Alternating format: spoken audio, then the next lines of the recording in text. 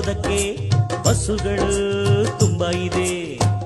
ಸ್ನೇಹಿತರಿಗೆ ಜಾಗರಣೆ ಜಾಗ, ಬಂಧುಗಳಿಗೆ ಶಾಸ್ತ್ರಗಳ ಯೋಗ.